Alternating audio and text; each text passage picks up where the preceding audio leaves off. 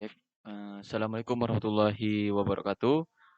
Pada kesempatan kali ini izinkan saya eee, cerita mengenai bab 2 yaitu tentang penelitian, di mana judul yang sebelumnya atau video yang sebelumnya itu saya membahas mengenai judul dan bab 1 yaitu pendahuluan, mengenai pengaruh database dalam pembuatan sebuah website.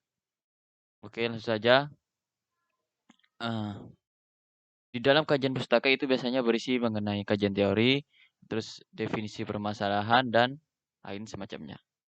Jadi di sini kan saya, menceritakan ya atau penelitiannya itu berisi mengenai database dalam sebuah website. Jadi untuk kajian teorinya yaitu satu database. Jadi pengertian database yaitu menurut para ahli, ini menurut SAT, database adalah kumpulan dari data yang saling berhubungan yang ada dalam suatu organisasi atau enterprise.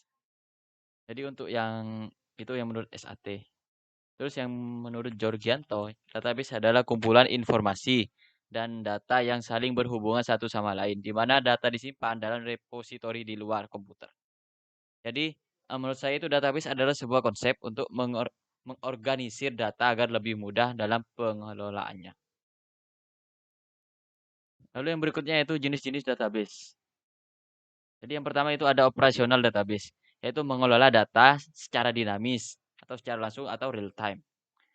Jadi ini memungkinkan para pengguna dapat melakukan melihat dan memodifikasi data. Terus yang seperti ya, contohnya itu JSON dan XML. Lalu selanjutnya itu database warehouse. Database warehouse ini yaitu sistem basis data yang biasa digunakan untuk pelaporan dan analisis data. Jadi di sini sebagai komponen inti dari business intelligence. Atau dengan kata lain yaitu data yang terpadu dari satu atau lebih sumber yang berbeda. Jadi contohnya seperti Microsoft SQL Server. Lalu yang selanjutnya yaitu distributed database atau database terdistribusi. Yaitu basis data yang perangkat penyimpanannya tidak terpasang pada perangkat komputer yang sama. Jadi contohnya seperti Microsoft Access ya yang sudah ada di Office-nya itu sendiri. Terus relational database atau biasa di apa namanya? Dikenal seperti basis data relasional, yaitu basis data yang mengorganisir berdasarkan model hubungan data. Ini umumnya semua sistem itu menggunakan SQL atau Structured Query Language atau sebagai bahasa pemrogramannya. Itu untuk produknya itu seperti contohnya MySQL, Oracle Database, dan DB Maria. Jadi yang sangat familiar yaitu yang masih saya gunakan yaitu Oracle Database. Terus yang terakhir yaitu end user database, yaitu basis data yang dikembangkan oleh end user itu sendiri melalui workstation mereka. Contohnya yaitu seperti code processing, spreadsheet dan lain. Kemudian fungsi database. Fungsi database itu terdapat beberapa fungsi, yaitu saya sebutkan hanya 3. Mengelompokkan data dan informasi sehingga lebih mudah dimengerti, mencegah yang terjadinya duplikasi data maupun inkonsistensi data, mempermudah proses penyimpanan, akses, pembaruan atau dengan kata lainnya itu CRUD, create, read, update, dan delete. Lalu selanjutnya manfaat database yaitu di sini ada beberapa manfaat, tapi yang saya sebutkan hanya mungkin 3. Tidak ada redundansi data, jadi membantu meminimalkan redundansi data. Redundansi ini munculnya banyak data dalam file yang berbeda.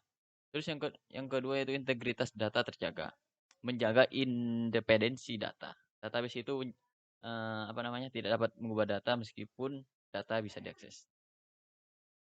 Lalu selanjutnya itu pengertian website. Website itu adalah halaman informasi. Ini menurut Solekul Aziz, menurut para ahli ya. Ini menurut Solekul Aziz yaitu halaman informasi yang disediakan melalui jalur internet sehingga bisa diakses di seluruh dunia. Selama koneksi itu dengan jaringan internet. Ini lagi yang menurut Gregorius. Website adalah kumpulan halaman web yang saling terhubung dan seluruh file saling terikat. Terus yang selanjutnya itu menurut Hakim Lukmanul. Website merupakan fasilitas internet yang menghubungkan dokumen dalam lingkup lokal maupun jarak jauh. Jadi bisa saya simpulkan yaitu website adalah kumpulan halaman dalam suatu domain yang memuat tentang berbagai informasi agar dapat dibaca dan dilihat oleh pengguna internet. Seperti itu. Jadi berupa konten, gambar, dan lain semacamnya. Agar lebih menarik. Terus yang terakhir yaitu keterkaitan antara database dengan website. Atau dengan kata lain, yaitu hubungan antara database dengan sebuah website. Sebuah website dinamis biasanya memungkinkan usernya untuk memasukkan data, baik itu data diri maupun seperti mengunggah video atau gambar. Nah, jadi bisa apa ya? Dapat saya artikan sendiri itu ketika website tanpa database itu akan apa namanya? Sebuah websitenya itu bersifat statis. Statis ya tetap saja. Tidak bisa apa namanya ya kayak memasukkan user itu masukkan sebuah data dan dan semacamnya itu. Dan ketika website itu menggunakan database, jadi apa namanya? Sebuah website itu berbentuk dinamis. Jadi misal user memasukkan seperti oke kita ambil contohnya seperti media sosial ya. Jadi kan di media sosial itu seperti Instagram. Nah, kita akan harus login atau register. Ini mengisi nama, username, email dan password dan lain semacamnya. Jadi sempat nggak kita pikir, oh, itu datanya nanti tersimpan di mana? Nah, jadi seperti itu. Nah, ini fungsi database itu menyimpan data-data yang kita inputkan oleh user. Seperti itu. Jadi database untuk pemrogram web bisa dibilang penting. Karena website-website modern yang sekarang ini itu menampilkan sebuah informasi yang tidak bisa dijalankan tanpa database. Jadi website-website yang sekarang ini apa ya? Kayaknya perlu dan sangat perlu menggunakan database. Itu selain mempermudah pengguna dan database itu mempermudah si programmernya dalam penulisan program. Jadi seperti itu ya. Nah, mungkin untuk pembahasan bab 2 kajian pustaka seperti itu dari saya mungkin kurang lebihnya mohon maaf. Wassalamualaikum warahmatullahi wabarakatuh.